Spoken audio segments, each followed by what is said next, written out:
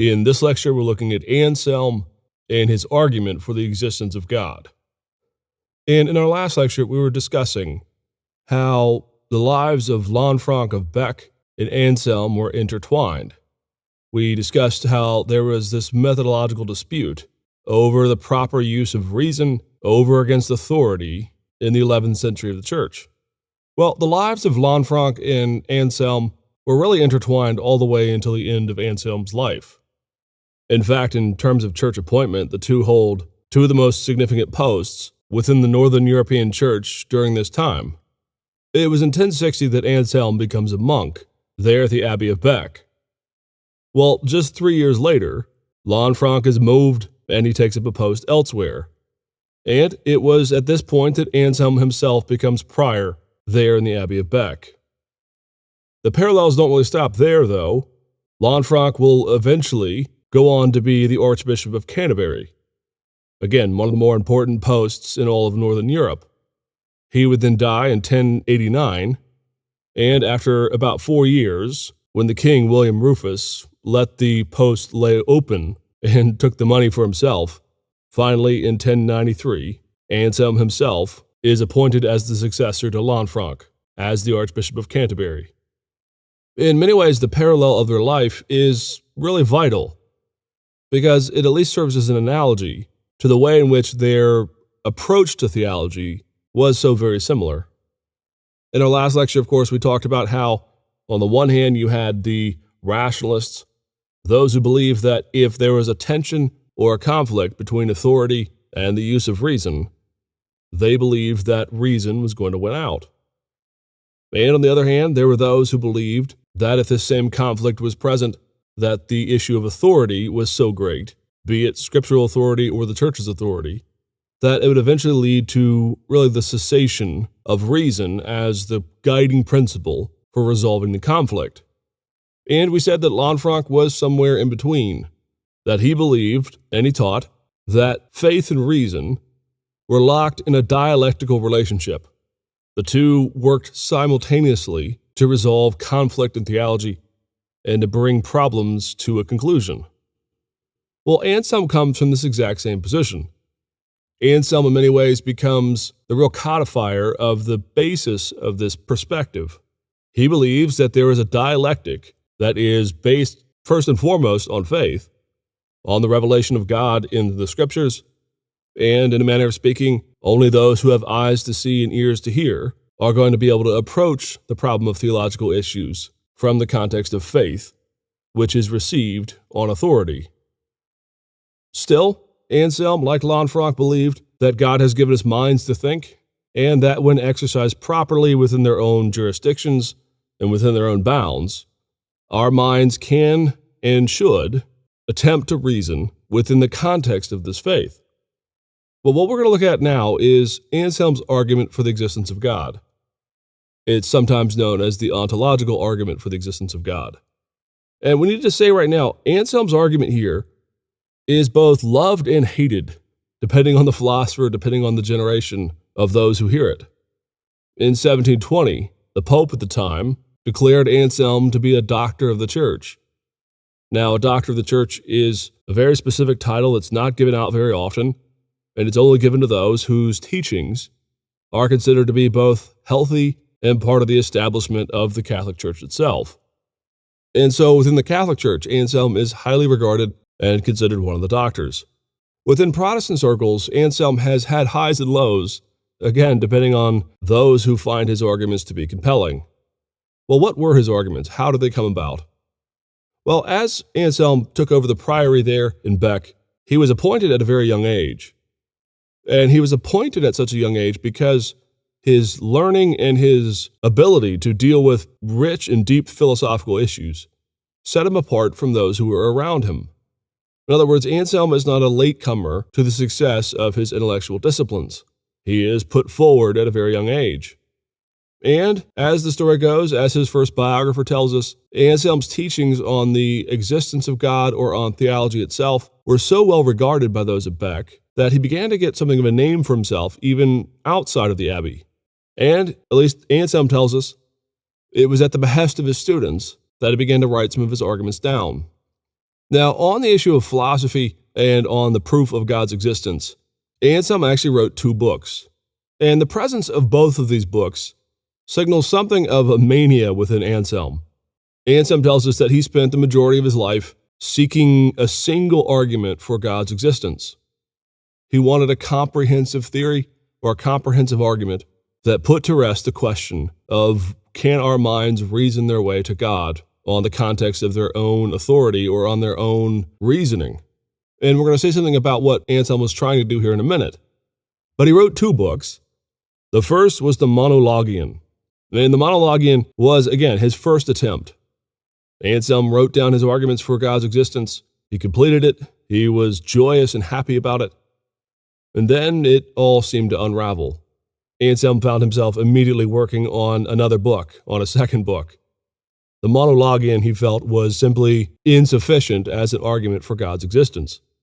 What he eventually came up with, though, in 1078, when he published the Proslogion, the follow-up to the Monologion, is Anselm finally came to a conclusion of an argument that he believed was the definitive proof for the establishment of a rational basis for God's existence.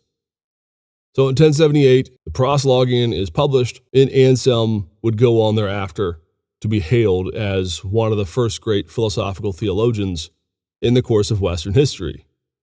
Now, a few things need to be said about this book and about what Anselm believes he's doing before we actually get into this argument. First and foremost, it needs to be pointed out immediately, what Anselm is doing when he's arguing for the existence of God is he is not approaching the argument in the way that modern apologists approach the subject. He is not attempting to come up with an argument for God's existence, reasoning, as it were, from atheism into theism or into tritheism or the Trinitarian doctrines. He is not beginning with the assumption that he has no faith and that he does not believe in God. The fact that this escapes people so very often is really troubling for historians. The book itself, the Proslogion, is actually written as a prayer. The whole thing begins with this opening paragraph that calls for the reader, actually in this case it's Anselm himself, he's referring to himself really in the third person, but he calls on himself to slow down, to rest in God, and to think about him, something of the life of leisure sought by all these intellectuals in the Middle Ages. The entire book, in fact, is based on Psalm 52, where it says that the fool says in his heart that there is no God. And Anselm, therefore, is basing everything he's going to say, all the arguments for the existence of God, on this idea that from Scripture, from the context of faith, he reads that the fool says there is no God. And he kind of flips that verse on its head and he says, well, I don't want to be a fool. I am a man of faith. And the entire context of my life, therefore, is to work out and to meditate upon the very existence of God. The book itself, within Anselm's day, actually was better known by the phrase faith-seeking understanding. The red thread, in other words, that runs throughout the entirety of the book is that Anselm believes that he, as a man of faith, basing his idea off of Psalm 52, is going to then attempt to not be a fool and argue and debate and think and ponder and all of these wonderful things, he thinks, about the existence of God. So it's very important that you understand that the Proslogion, again, is not meant to be an apologetics work in and of itself. Rather, the entire focus of it is to strengthen the faith of the one who already has it. And this reality is actually signaled by the fact that the book is not simply an argument for God's existence. The other focal point of this book is a long meditative reflection on what we call the attributes of God. Questions about his goodness, justice, mercy, God's aseity, and so on and so forth. So again, Anselm was doing something different here than simply trying to reason his way to God, having kicked the ladder of faith away. Rather, he sees himself as sitting within the context of faith, and he wants to reckon with God with his mind. Well, the argument that Anselm comes up with, in fact, at least by and large, we think this is the first such argument of this kind for the existence of God. This argument is often referred to as the, quote, ontological argument for the existence of God. Now, when I was a philosophy student, I always got annoyed when the professor would not stop and define what all this jargon meant. So we're going to do that first before we actually get into Anselm's argument. What were the vocabularies in the context of the world he was dealing with? Well, an ontological argument, in this case, is something of a misnomer. When we talk about ontology, what we often mean is what is the being of something? What is its essence? Ontos in Greek just means being or essence, of course. We're arguing not about what its accidental properties are, but rather what it means to be the very thing that we're talking about. Just to put some concrete examples under this, if I were to talk about what it means to be human, that in and of itself has the question of ontology built into it. What does it mean to be something? What does it mean to be this human, this person? Now, if I were going to be talking about the accidental properties, as they're called, it would be discussing things like what does it mean to be a tall man or a short man? Tall and short are accidental. That is to say, one could be a human whether or not you're tall or short. You can be either or. Accidental properties, in other words, are the things that we consider to be non-essential to what it means to be something. So when Anselm was talking about the existence of God, and we'd call this the ontological argument, what he's arguing about is who is God in and of himself. Now, what's going on here in Anselm's mind is he is applying, roughly speaking, a Platonic perspective on the theory of knowledge. Perhaps you'll recall from our lecture on Plato that he had a conception of knowledge in which all the things we see around us in this world are not the essence or the reality of things in and of themselves. When we come across a chair or we come across a person, when we come across specific things, Plato argued that the reason we can recognize one thing as being a chair and then next to it we can see an entirely different chair, different shape, different fabric, different material, different color, different everything, and yet we still call them both chair. For Plato, that was almost mystical because for him, there was out there in the world of being, out in something he called the world of forms, some great concept of chair itself. And so for Plato, we don't have to really go up and do experiments on individual chairs to come to the conclusion that they're chairs. We just simply recognize them. Because we have some mystical insight, some connection to this world of the forms, we recognize chair when we see it. Now that Platonic move is going to come home to roost here in Anselm. Because Anselm is going to talk about God's being in a more Platonic way. That is to say, he's going to use what we call a priori concepts. Now let's define this again. A priori, the really easiest way to remember this, is it functions like a geometric proof, or it functions in another math analogy, the way we know what a triangle is. If I were to say, what is a triangle? Well, the definition of a triangle is something with three sides. You don't have to get up and go figure out what a triangle is. If you know that the definition of a triangle is something with three sides, then you'll recognize it anytime you see it. You don't have to be a scientist, in other words, to go figure out what a triangle is. Someone says a triangle is something with three sides. When do you recognize then a triangle? Well, I recognize it because it has three sides. In other words, a priori arguments reason from basic principles to something else. It doesn't go from experiment or experience or us testing something and then coming to a conclusion after we experiment or test it. Again, in my mind, this idea of geometry works best. I don't know about you, but having to memorize all those theorems, all those principles of geometry that you then apply every time you come across a problem in math always used to irk me. But what were we doing? Well, we were memorizing the a priori or the definitions, the foundational principles of geometry. And then if you go measure things, you can figure out what the answer is based off of those principles. Well, what Anselm is going to do with his arguments for the existence of God is he's going to apply this Platonic backdrop, this Platonic foundation, you might say, with this concept of a priori knowledge to the question of does God exist? So if you find this argument that he makes weird, you have to understand what he thinks he's doing. So often in the modern world, we don't really reason this way in terms of our philosophical knowledge. The sciences have programmed us all to believe that the way you know something is you experience it, you test it, you measure it. Now, in the sciences, they don't believe only that you know things from sensory experience. But too often what ends up happening is people believe, well, if you want to know who God is, you have to talk about how you've experienced him only. There is a lack of privilege in the modern world, in other words, at least in modern evangelicalism or Protestantism, with these kinds of a priori arguments. In Anselm's day, these are perfectly fine arguments.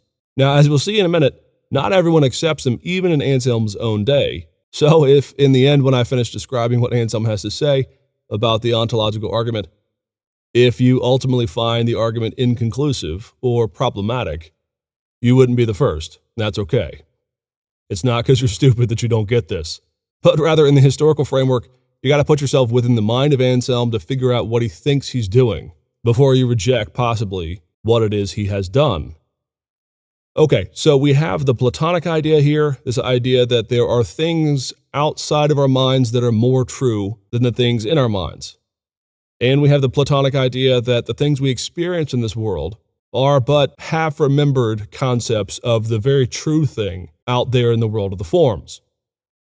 Now, Anselm was not a full Platonist, but these are more or less the conclusions that he has derived from his Platonic perspective on things. So you have those two principles from Platonism. Then within this, he has this, again, a priori desire to prove God's existence. Again, much in the same way that we would talk about a triangle being simply three sides, and you don't need to measure a triangle to figure out if that definition is true. The definition precludes that it already is true, whether you measure it or not. So when Anselm comes to the question, does God exist? And he begins with Psalm 52, and this idea that the fool says in his heart that there is no God. Anselm's basic argument is going to drive these three concepts together. And the slogan, you might call it, that Anselm comes up with for God's existence is that God is, quote, that than which nothing greater can be thought. And what Anselm does is he starts to reflect on the idea that in our minds we have this idea that there is God and that he is great. Now, the argument that he puts forward is, if God only exists in the mind, and if the definition of God is that he is that than which nothing greater could be thought, then he has to actually exist outside of the mind as well. Now, this is usually when people sort of go cross-eyed. They feel as if he's made some logical jump here. So he says we begin with this idea that God is that than which nothing greater can be thought, and then he goes, well, if it's in your mind, it's got to be in existence outside of the mind as well. Well, that would be crazy, again, if you don't bring into bear the Platonic ideas here, and again, the more triangle argument, if you want to call it that. Just as a triangle is in our mind, the thing that has three sides, but a triangle doesn't exist only in our minds. Rather, the definition of it exists in our minds, but the reality of what it is to be a triangle is not simply located in our mind. Even if I want to believe that a triangle does not have three sides, well, the definition of a triangle is something of three sides. So I can't even change the categories because, again, a priori, the definition of a triangle is something with three sides. That's really what Anselm is saying here. Our definition of God is that than which nothing greater can be thought. From the context of faith, we know that God is supreme. He is the great one. He is the omnipotent one. There is nothing greater than God, put it that way. Well, what Anselm then decides, he concludes, is that this can't simply exist in our mind because the very definition of it is not located only in our mind. Rather, the context of faith teaches us that this is who God is. And God's existence outside of our mind is itself greater than the definition as we hold it in our mind's eye. So he argues, quote, even the fool then is forced to agree that something than which nothing greater can be thought exists in the mind. It does. We have that definition of God in our mind. And Anselm continues, he understands this when he hears it. And therefore, what is understood, meaning what is grasped, what is known, is in the mind. He goes on, and surely that than which nothing greater can be thought cannot exist in the mind alone. For, he says, if it exists only in the mind, it can be thought to exist in reality also, which is greater. Now, those couple of sentences, if you were to just pick them up on any old day and not know the Platonic a priori arguments going on behind this, might not make a great deal of sense. But what Anselm is saying is, our very definition of God is that which is greater than all things. Nothing is greater than God. And therefore, he says, the fact that it is in my mind means that it can't simply be part of my mind. The very definition of who God is means God's definition, who he is not only located in my mind. Perhaps another way of looking at this is what Anselm is saying, within the context of faith, is that we don't have to kid ourselves into believing that we somehow made up God. From a Platonic argument, which is again where he's coming from, we can know that if we're believing that there is a God, and if we have received this from the context of faith, and if Psalm 52 tells us that the fool says there is no God, well, the very definition of who this God is can't simply be in our mind. It can't simply be a figment of our mind, he says. It has to exist in reality. Okay, is everyone convinced? Now, of course, not everyone will be convinced of this argument. And there's a lot of reasons for this. Not everyone shares the Platonic basis of where Anselm is coming from. And even if people have a modified Platonic view of how we come to knowledge, they will not always accept where Anselm takes this. Well, you're not alone if you feel that this is not the best argument, or if it's an inconclusive argument. Even in Anselm's own life, after he published the Proslogion, there was another monk, a man by the name of Guanilo, who actually issued a pretty scathing retort to this argument. In terms of the history of philosophy, this argument goes down as one of the most clever little digs at what someone believes is a bad argument. Guanilo argues that based on the concepts and the principles that Anselm was using, well then, why would we not then think of an island, that than which nothing greater can be thought of? And he called this the happy island or the blessed island. He says, there's something in my mind, an island, that than which nothing greater can be thought, the best island possible. Therefore, he argues, it has to exist. In terms of argumentation, this is what we call a reductio ad absurdum, which is just fancy jargon for you take someone's argument all the way to its logical or illogical conclusion, and then you read that conclusion back into the original premise.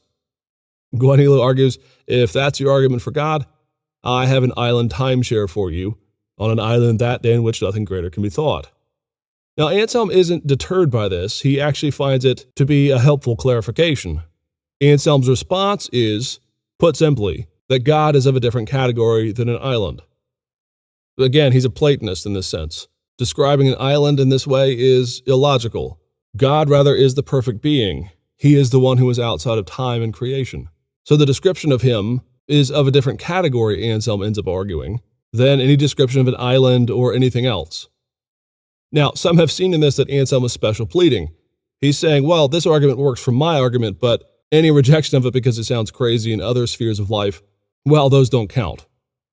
But again, Anselm, from the context of where he's coming from, arguing these a priori arguments, arguing these geometric arguments, as I've called them here, is, he believes, dealing with a different category. He's not dealing with anything in this world. Rather, from the context of this world, he is trying to say, how can I say that I know that God exists? I don't experience him. He is perfect and he is far away. And therefore, he says, Guanilo's criticism does not destroy his ontological proof for the existence of God.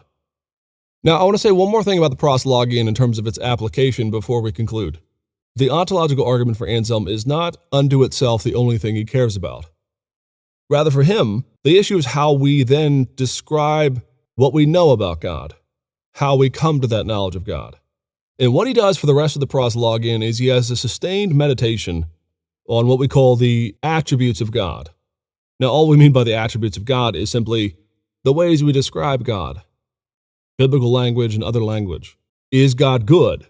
Well, if you say yes, well, the goodness of God is one of his attributes. Is he all-powerful? Is he all-knowing? If you say yes to both of those things, congratulations, you're discussing the attributes of God. Well, one of the things that Anselm gives to theology, and it's something that you and I do pretty often if we're describing God, is he realizes that if we hold God up to an objective standard that is outside of himself, then we've actually placed something either over against God or above God.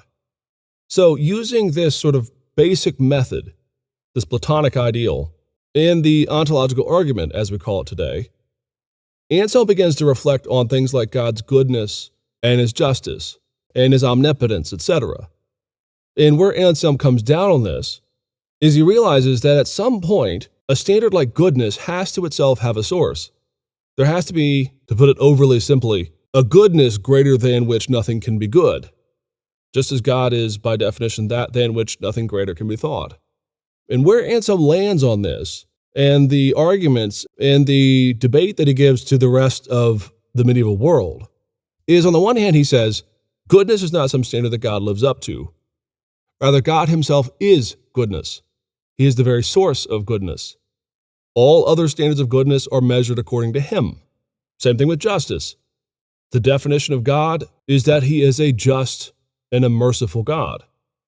Therefore, proclaiming that God is being unjust or unmerciful is a contradiction of terms.